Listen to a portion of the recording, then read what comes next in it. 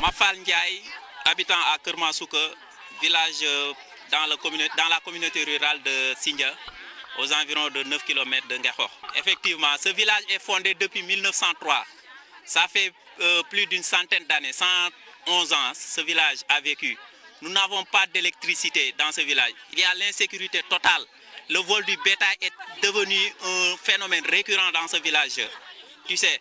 Et puis, si tu veux charger ton portable, tu vas faire la distance de Tanguis à Kermansouka en moins 48 heures pour avoir une charge de batterie portable.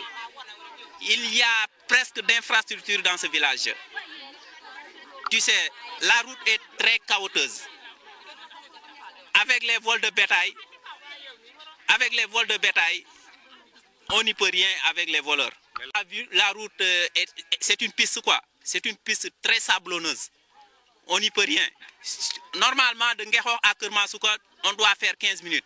Mais avec cette route que nous avons, vous allez faire 45 minutes, voire même 1 heure de temps. Mais si, on l'a souvent tracé, mais il n'y a pas de bon traçage. Parce qu'il n'y a pas de latérite, il n'y a rien du tout. C'est une piste sablonneuse. Le marché pour les femmes, ça aussi, nous en avons discuté avec les autorités locales, mais rien n'a jamais été fait. Tu sais, avec notre président de communauté rurale, là, rien ne marche. Il ne nous a rien donné. Depuis qu'il est élu président communauté rurale, nous n'avons rien de dotation.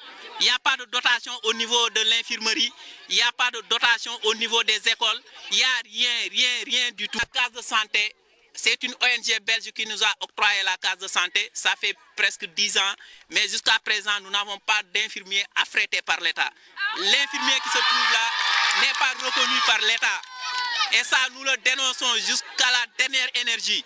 L'infirmier qui se trouve là, il n'est pas reconnu par l'État, il n'est pas payé par l'État. C'est nous, villageois, qui nous débrouillons pour faire quelque chose, pour trouver quelque chose pour lui donner. Parce qu'il est là avec sa femme, ses enfants, il est dans son logement, mais il n'est pas reconnu par l'État. Il n'y a pas de médicaments.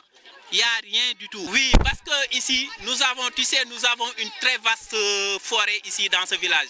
La forêt de Kermansouka, ça fait des milliers d'hectares presque.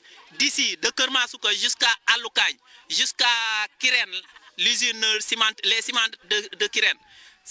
Tout ça, c'est presque dans le village de Kermansouka. Mais on a toujours demandé un projet maraîcher pour avoir un forage, faire des cultures là, pour que les jeunes qui font l'exode rural puissent rester dans le village et que le village fonctionne. Il y a des milliards qui se trouvent à Kermansouka, mais c'est inexploité. Nous sommes toujours bâillonnés par les autorités étatiques et les autorités locales. Notre président de communauté rurale, là, vraiment, nous ne souhaitons pas qu'il soit élu les locales prochaines.